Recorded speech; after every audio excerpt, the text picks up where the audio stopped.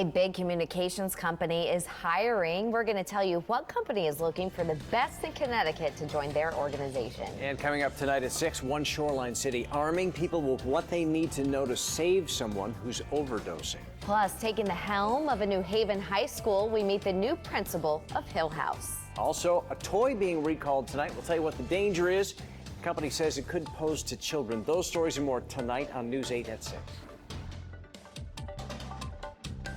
We have been telling you about Sikorsky cutting its workforce, but other companies are hiring, like Frontier Communications. And Brian Spiros went to their job fair today to find out what kind of positions they're looking to fill. People across Connecticut are looking for a job, and Frontier Communications is looking to hire. So I'm just seeing what other opportunities are in the job market. Tamieko Cuffey will be losing her current job in December, and that's what brought her to the Frontier Job Fair today. I'm a strong believer that the Lord doesn't close one door unless he opens another opportunities. The company filling more than 100 positions in the coming months. Primarily customer service that are customer facing directly. We also have positions in our technical areas of technical support, technical service managers. We're looking at finance, accounting, marketing. We have great health benefits and we have great wages. And this is something that's a union job, and it's a job it's got a future. This hiring comes amid numerous layoffs across Connecticut, not to mention some businesses leaving Connecticut altogether. Frontier tells News 8 the plan is to expand in the coming years. We continue to grow. We continue to take business. We continue to expand our investments in the state. And as we grow, we have to add people. Opportunity doesn't knock at your door unless you go looking for it. If you weren't able to make it to today's job fair, no need to worry. You can still apply online. For more information on that, just head on over to our website, WTNH.com. Reporting from New Haven, Brian Spiros, News 8. Live, News 8 at 6 starts now. Tropical storm Hermine has formed in the Gulf of Mexico, and it may play a role in the Labor Day weekend forecast in Connecticut. I'll let you know what we're expecting. Anybody can do it. Anybody can save a life in 5 seconds. Learning how to save the life of someone who is overdosing. Information that's valuable now more than ever. And taking the helm at Hill House High School in New Haven, we'll meet the new principal of the Elm City School. A hot and muggy day out there today, and we're expecting some rain tonight. Good evening, I'm Ann Nyberg. I'm Scott McDonald. Not just wet weather happening tonight. Big storms churning out there in the Caribbean. Storm Team 8 meteorologist Fred Campagna has been vigilant in tracking these storms. What does it look like? I love that vigilance. Yeah, vigilance. We're focused in on busy. Yeah, we have been, and it's been Tropical Depression 9 for the last couple of days. Now it's Hermine, a tropical storm with winds of 45 miles per hour right now. It is heading for Florida, bringing some heavy rain that way. Tropical storm warnings are posted. This is the latest projected track from the Hurricane Center, and you can see if you compare it to the track we showed you yesterday, it is farther to the west. And that means that it's going to have an impact in the southeastern United States. Friday, 2 o'clock in the afternoon, it is just to the west of Charleston, South Carolina. Then it's near Norfolk, Virginia on Saturday at 2 in the afternoon. Winds of 60 miles per hour. Notice how it continues moving to the north, but slows down some. Winds of 50 miles per hour Sunday mid-afternoon, and then drifts off to the east. If it gets this far north, then it would be likely to bring some rain into Connecticut. Whether we see any strong winds, probably unlikely if it gets this far north. So the big question is, how far north will this storm get before it begins to stall and drift off to the east? There are still a few days to go as far as that part of the forecast is concerned, but we have introduced some showers into our weekend forecast. And there will be a few showers for us overnight tonight. Not a widespread rain, though. A couple of scattered showers as well on Thursday. Pretty nice weather Friday and Saturday. Again, showers are possible Sunday and Monday from Hermine. It's likely, though, the strong winds will stay to the south of Connecticut. We'll talk more about that storm system in the 8-day forecast coming up in about 15 minutes. All right, Fred, and don't forget to download the Storm Team 8 app for all your weather needs right there in the palm of your hand. So breaking news out of Branford, we're learning new information about a body that was found there. We have learned the identity. It is that of 28-year-old Joseph Miller. Miller's body was found on the side of a dirt road which connects the end of Ark Road to Pine Orchard Road. The area is known as the Tabor property. Investigators believe the body has been there since last evening. Local police are joining forces with state police and major crimes on this investigation. Neighbors say they were frightened when they saw police arrive. We've never had anything like this here, ever. It's a nice, quiet neighborhood, family neighborhood. People walk in and out of there, the Greenway Trail's right there. Police are asking anybody with information to give them a call. New Haven police are investigating a double murder. This shooting happened on DeWitt Street in the city's Hill neighborhood overnight. 2 men were killed. 36-year-old Tyree McCrea and 25-year-old Dyshant McLean were both shot multiple times in the chest. Police believe the pair was targeted. I'm tired of this crime and drugs and guns. It's just sad. People don't have no respect for themselves and nobody else in the neighborhood. It's sad. There have been no arrests, but authorities do have strong leads. 2 guns have been recovered in that case. And covering the shoreline tonight, saving lives with Narcan and spreading the word about how to do it. It's part of an international effort to fight the opioid crisis, which is plaguing the country and our state. News 8's Tina Detel talked to a group in New London. They are arming the public with a life-saving tool and training. The open end goes right inside, 3 half turns. An outreach effort in New London's Williams Park. Spray half in one side of the nose, half in the other. The Alliance for Living is giving away Narcan kits. It's good to play with it. It's really good to be familiar with it, feel comfortable with it. And training people how to use them. Anybody can do it. Anybody can save a life in 5 seconds. Phyllis Capuccio's entire staff at the Covenant House shelter is being trained, while Jasane Edwards just thinks it's a good thing to have. She lost a friend to an overdose. Everybody has their own rock bottom, so it could have been his rock bottom. Unfortunately, we won't ever know that. Each kit also has one of these face shields. Now, it safely allows you to pinch the patient's nose and breathe into their lungs. Now, we're told it's important to use this with the Narcan, but even if you don't have Narcan, it's also just as important to use this because it gets oxygen into the lungs. Important is that you see their chest rising.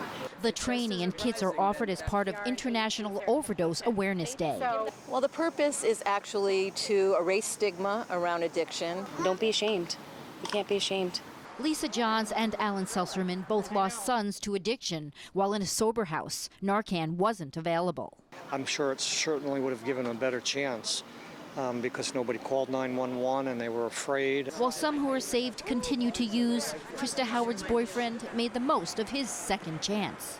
I'm really happy that he's here and he's really turned himself around and gotten into recovery, like I said. It saved his life. The Department of Public Health provided the kits to the Alliance for Living, which is making them available to all. In New London, we don't ask any questions, just come in. Tina Detel, News 8. Many pharmacies are also providing Narcan with no prescription required. It's free if you are on the Husky plan, while many private insurance companies charge a copay. School starts in Hamden tomorrow, and police will be stepping up traffic enforcement. Hamden PD tweeting out a photo today of road signs located near schools, warning that fines double in school zones. Obey the speed limits there or be prepared to pay up. Making the grade in New Haven High School will be led by a new principal this year. News 8's Jackie Slater spoke with a new leader about his journey to the top spot. A new beginning for James Hillhouse High School as one of New Haven's own gets ready to take the helm. My mother was a cook right on La Grassa Boulevard. She did double shifts. A single parent. My father left her when I was 8 years old. Glenn Worthy grew up in the New Hallville section of New Haven and knows firsthand the challenges of growing up in a tough neighborhood.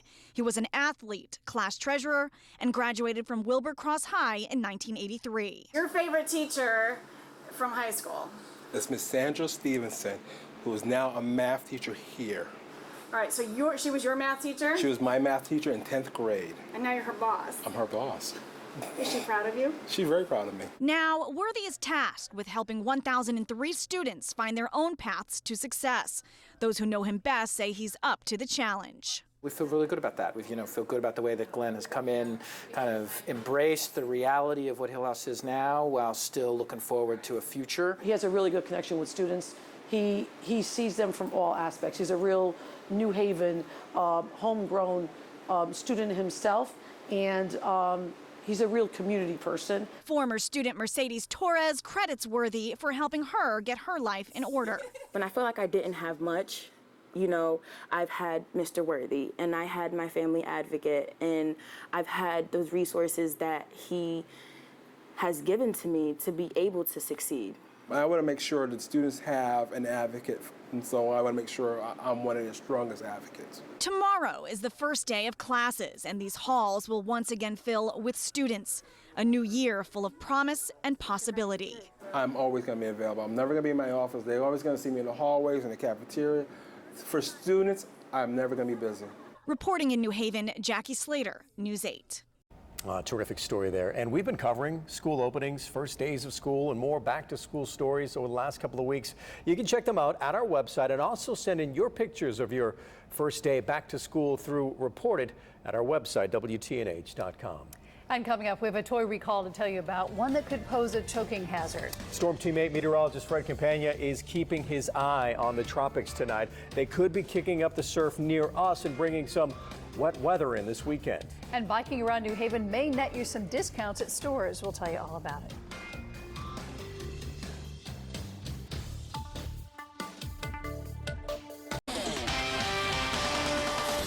New at 6, Groton police are warning residents and local businesses about a phone scam soliciting sponsors for a golf course. Here's how it works. A male caller identifies himself as the project coordinator for the Shinnecock Golf Course and then asks for sponsorships. Incidentally, this scam is being used nationwide, with the name of the golf course being changed to fit the locality. And a toy warning for you tonight. Dazzling Toys is recalling their Bump and Go Action egg-laying chicken toys because of a possible choking hazard for kids. The eggs could be possibly swallowed by a child. The toys sold on Amazon and eBay. If you have one, make sure to keep it out of reach of kids and contact the company for a full refund. And we have all that information over at our website. It's WTNH.com. They're called peddling discounts. We'll tell you how you can get local discounts by simply riding your bike. And we're watching Tropical Storm Hermine in the Gulf of Mexico right now. You can see the rain extended to the north and east. That's the general direction that it's heading in. I'll have the latest on its potential impact in Connecticut coming up. Walking your way to work, pressing on the pedals, or hopping on the bus. The city of New Haven is hoping you'll think outside of the car. News 8's Stephanie Simoni takes a look at Go New Haven Go. Drop the keys and ditch the car. The city of New Haven hopes you'll be more like Kathy Fay. It just feels so great. I end up tapping back into that energy I had as a kid, riding the bike, feeling free, and I really, it's made me feel so much younger. Go New Haven Go is in its third year. So far, 550 people signed up for a car-free September. You can still sign up as an individual or employer, then you log your rides. Mayor Tony Harp says she's thinking outside the car too. I have been toying with the idea of biking on Fridays, so you may just see me flying down Edgewood Avenue on a bike. Plus, you can save green and go green. It comes with tax incentives and discounts at local stores, and it's good for the environment. We have a high asthma rate in New Haven, and so the more we can cut down on emissions inside of New Haven, the healthier it is for everyone who lives here. Last year, organizers estimate they reduced carbon dioxide emissions by over 70 tons. They're hoping the pedal power, bus riding, and walking will help them make even bigger strides this year. In New Haven, Stephanie Simoni, News 8. Well, just as we get close to the peak of hurricane season, dozens of emergency officials meeting this morning to make plans for any nasty weather. It was organized by United Illuminating. It brought together top fire, police, and public works officials from the 17 towns served by UI. The power company says it has three main objectives: to have the power system be resilient during storms is first, of course. To work with the towns during the storm is second. And then lastly, to communicate more with our customers during events so that they could better plan their lives during such events as we bring the system back on. And helping all those experts plan for storms was our own storm expert, News 8 Chief Meteorologist Gil Simmons, telling them his forecast for the tropical storms coming up and the snowstorms that we hope are still many months away. And then, of course, we also have other experts. That includes Fred, of course. Well, he's right here. Yeah. I wouldn't say myself, but Fred has and been tracking storms for days now. Yeah. And when we look at the maps, Fred, I mean, you can see Hermine really in play at this point in time. Yeah. Tampa, Florida being sort of whacked at this moment. Is that headed our way, though? And we're going to see some of this. Well, this storm is going to head in our general direction. Still some uncertainty as to how far north it gets. So it may end up staying just far enough south that we don't really get into the brunt of the storm over the Labor Day weekend. So hopefully that is the way it works out. Let's talk about it here. Let's get a look at Hermine right now, really developing pretty nicely during the day today. And now with winds of 45 miles per hour, moving to the north-northeast at 7 miles per hour. Scott mentioned Tampa getting the heavy rain right now out ahead of the storm. The center of the storm still way out there in the Gulf of Mexico over some warm water. This storm will be interacting, though, with a frontal system that will be moving through not just the northeast, but also the southeast. And that is going to help in steering this storm. The track of the storm farther west than it was yesterday. 2 o'clock Friday afternoon has winds of 60 miles per hour, well south of Atlanta, not too far from Savannah. And then by midday Saturday, it's near Norfolk with winds of 60 miles per hour at that point. It's still over land, so that's unlikely to lead to an incredible amount of strengthening with the storm being over land as opposed to over the Atlantic Ocean. Notice how it slows down. In just 24 hours, it doesn't move very far. Between Saturday and Sunday, it's east of the Chesapeake Bay at that point, and then it starts to move a little farther off to the east. By Monday afternoon, it's sitting south of Long Island with winds of only 45 miles per hour.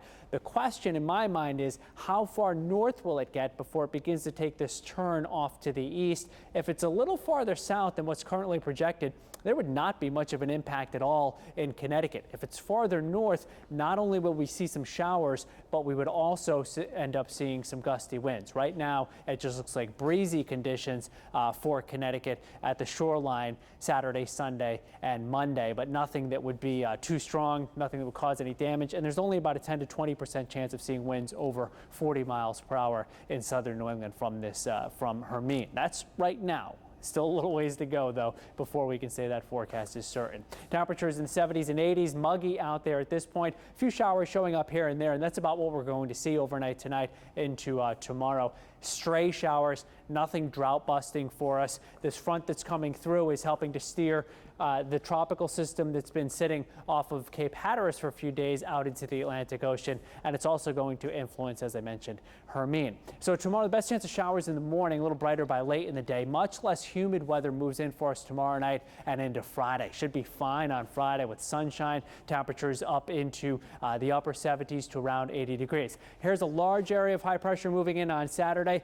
That is what will influence the path of the storm once it gets closer to us. If it's strong enough, it may force it to stall far enough south that this rain doesn't really make it into Connecticut. Right now, we have some showers in the forecast for Sunday and for Monday as well. At least a better chance on Sunday than on Monday. Scattered showers, chance of a thunderstorm tonight. Not widespread rain, though. Mid to upper 60s for lows, so a very mild night by late August, early September standards. Tomorrow's high around 80 degrees. Your best chance of showers in the morning. Here's your shoreline 8-day forecast. So some big changes to the Labor Day weekend forecast. Saturday still looks like a pretty nice day, about 75 degrees. Sunday, scattered showers and breezy, about 20-25 mile per hour gusts at the shoreline. Clouds linger with a few showers on Monday. Temperatures in the 70s all weekend and then back up into the 80s in the middle of next week as Hermine may be sitting offshore at that point, but far enough away that we get to sunshine and warm conditions. Yeah. Now we start to move towards those cooler temperatures, right? Yeah, we'll definitely notice that Friday night, Saturday morning, nice and comfortable. Okay. Yeah. All right. Thanks, Fred. Time for sports. John is standing by. Live, this is Sports Edge, sponsored by your local Connecticut Chevy dealers. The high school football season kicks off on Friday, September 9th. The West Haven Blue Devils, they're primed for a big season. Head coach Rich Boucher entering his second year as head coach after serving as Ed McCarthy's longtime assistant. Boucher has lots of weapons at his disposal this year. They always have athletes over there at West Haven, while the Westies are always fast, and this year they returned plenty of starters from a year ago. Although Boucher has kept most things the same, he says he tweaked a few things during practice. Just instead of doing 2-a-days, we went one longer, so we didn't have to spend the whole day here anymore. We didn't do 3-a-days. We did 1 3-hour session type thing. We spent a little more time on special teams than we normally do, and we've spent as much time as we could possibly find on improving our defense. That'll be key for a good run from West Haven this year. The defense, they open next Friday at Hamden High. Now, if you're looking for a team to watch that can put up some points, head over to Hamden and check out Joe Linta's Hornets of Hamden Hall. If you like offense, this is the team to watch. Hamden Hall has been lighting up the scoreboard for years, and the Hornets may be even better this year. Linta says they're bigger, stronger, and faster. Kids got really excited from last year. We had the best record in the school's history, so we're trying to build on that right now. And I'm real excited about the in-house kids that are still here. Plus, we have 8 new transfer kids that came from various schools around the area. We're getting better and better each day. We're coming together as a team. A lot of new players, but we're starting to gel. We have people who want to come here and want to play with us because they come in on Friday nights and they watch us put up 50 points against teams. You know, it's exciting. It's a lot of fun to be out here, and an exciting offense and powerful offense. The Hornets open up at home against the Capital Prep Harbor School from Bridgeport. Time for a quick break. When we come back, we'll talk a little U.S. Open and Tim Tebow playing baseball in Connecticut. The offer's been made. We'll also check in on the Red Sox. See you in a few minutes. Former NFL quarterback Tim Tebow playing baseball in Bridgeport. Well, the Bluefish have offered the Heisman Trophy winner a roster spot for the remainder of the year. Tebow had a tryout earlier this week that 28 major league teams attended. We'll see what happens if he eventually accepts Bridgeport's offer. Major League Baseball, the Red Sox hosting Tampa this afternoon. 5th inning, Sox down 4-1, no problem. Hanley Ramirez gets into one. A grand slam, 5-1 Boston. Game was tied in the 8th when Aaron Hill comes to the plate and delivers what proves to be the game-winning hit for the Red Sox. 8-6 Boston. Dustin Pedroia and Jackie Bradley Jr. each had 3 hits for Boston. Also today at the U.S. Open, among the winners, Petra Kvitova, Elena Svitolina, who was in the finals of the Connecticut Open, and Caroline Wozniacki. All those players were in New Haven just last week playing the Connecticut tennis event. You're saying all those last names so great now? They just roll off the tongue. Even if I go get them right, you say them with confidence. That's and they right. sound right.